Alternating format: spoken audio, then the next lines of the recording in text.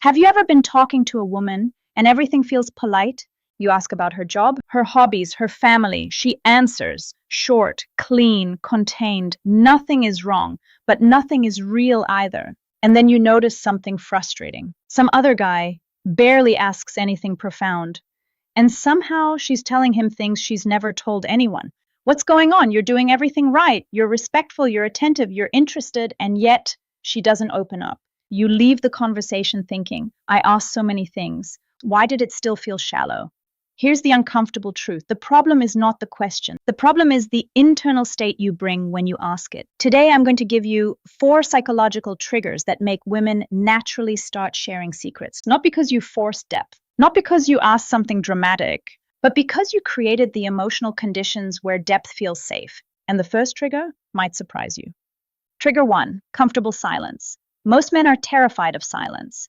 The second a conversation slows down, they panic. They jump to another topic. They tell a story. They make a joke. Why? Because silence feels like rejection. But here's what's actually happening psychologically. The human brain only goes deep when it has space. Silence removes performance pressure.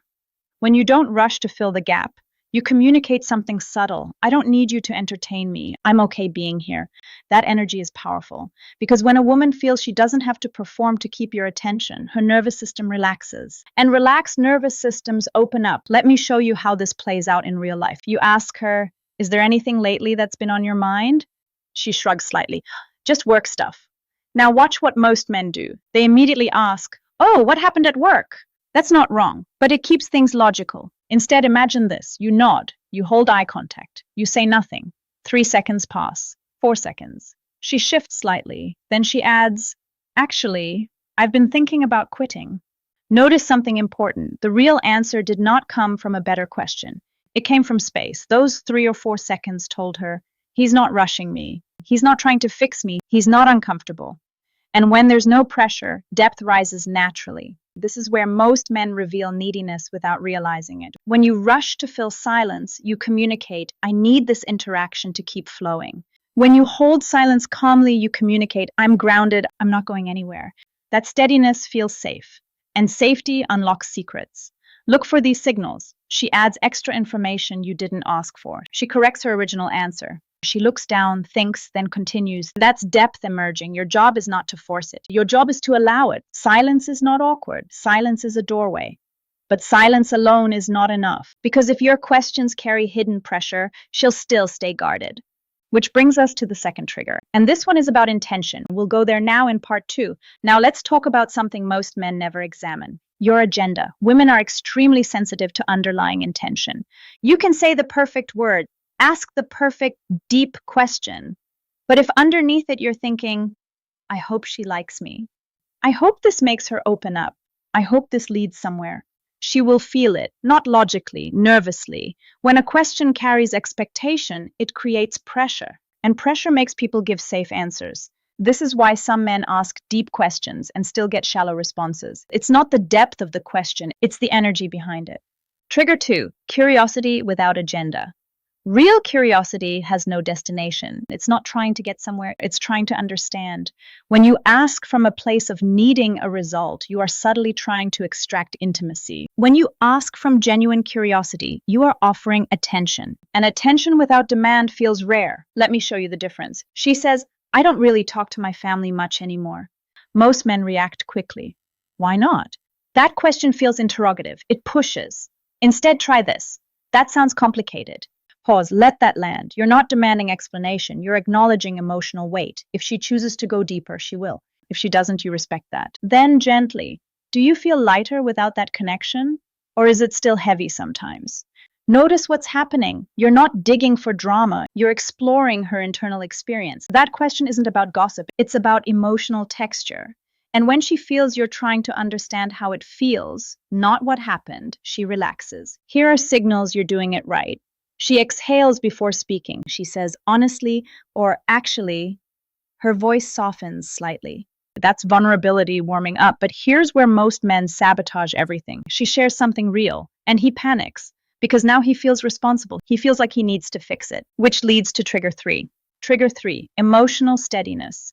When a woman shares something sensitive, she is unconsciously scanning you, not for solutions, for stability. She's asking herself, does he flinch? Does he get uncomfortable? Does he try to rescue me? Does he make this about himself? If you rush to give advice, you're relieving your own discomfort. If you rush to tell your similar story, you're redirecting attention. If you rush to reassure her, you're trying to control the emotion. None of that builds depth. Depth requires containment. Imagine this. She says, I'm scared I keep choosing the wrong men. Most men immediately respond, no, you just haven't met the right guy yet. Sounds supportive, but it erases her feeling. Instead, try this. What part of that pattern feels the most exhausting? Now you're not correcting her fear. You're holding space for it. That's emotional steadiness. You're communicating. I can sit with uncomfortable truths. I'm not shaken. This is rare because most people are allergic to discomfort. But when you can calmly receive her fear, her mistake, her regret without reacting strongly, her nervous system registers safety. Let's go deeper. She says, I sometimes push people away before they can leave me. You don't say, oh, wow, that's deep. You don't say, you shouldn't do that. You don't say, I do that too. You say, when did you first notice that about yourself? Calm tone, slow pace. Now the conversation isn't dramatic, it's intimate. There's a difference. Emotional steadiness means you don't try to improve the moment. You let it exist. Watch for these signals. She maintains eye contact longer. She speaks more slowly. She shares a longer story than usual. That's trust expanding. And here's something important. Women don't share secrets because you're impressive. They share secrets because they feel emotionally safe. But there's one final trigger that protects everything we've built so far. Because even steady men can ruin attraction with one wrong reaction. We'll break that open in part 3. Now we arrive at the final trigger. This one is subtle. And this is where most men fail without even realizing it. You can hold silence. You can ask with genuine curiosity. You can stay emotionally steady. But if you react too strongly at the wrong moment, everything shuts down. Trigger 4, non-reactivity. When a woman shares something vulnerable or controversial, she is watching you, not consciously, but biologically. Her nervous system is scanning yours. Let's say she tells you, I've ghosted someone before, or I stayed in a toxic relationship way too long. Or even, I cheated once. Now watch what happens in most men. Eyes widen, tone shifts, energy spikes. Wait, seriously? Why would you do that? That's crazy. The reaction might not be aggressive, but it's charged. And the moment she feels judged, shocked, or morally evaluated, her system closes. Not because she's guilty, because she doesn't feel safe anymore. Non-reactivity is powerful because it communicates something rare. I'm not here to judge you. I'm here to understand you. That doesn't mean you approve. It means you're stable. Imagine she says, I cheated in my last relationship. Instead of reacting emotionally, you say calmly, what was happening in your life at that time? That question does 3 things. It removes moral pressure. It focuses on context. It keeps your nervous system steady. Now she can explain. And here's the deeper psychology. When you don't overreact, you communicate strength. When you don't moralize, you communicate maturity. When you don't get shaken, you communicate safety. And safety is the foundation of intimacy. This doesn't mean you have no standards. It means you don't need to perform outrage to prove them. Non-reactivity says, I can hear the full version of you. That's rare, and rare feels magnetic. Now here's the twist that changes everything. Women do not open up because you ask deep questions. They open up because they feel you don't need them to open up. Read that again. The moment she senses you are trying to extract intimacy, she resists. The moment she senses you are grounded, whether she shares or not, she relaxes. When you stop trying to get depth, depth arrives.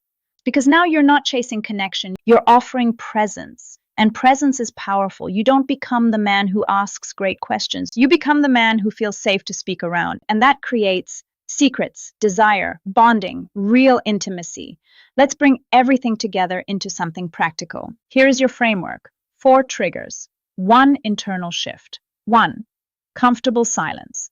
When the conversation slows, count 3 seconds before speaking. Let space do the work.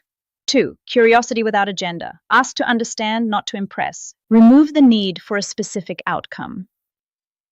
3. Emotional steadiness. When she shares something heavy, don't fix it. Contain it.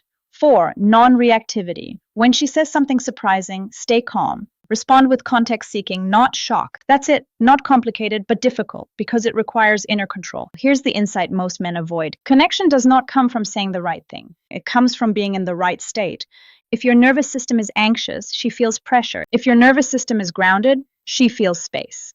And space allows truth. So this week, practice 3 simple things. When silence appears, don't rush.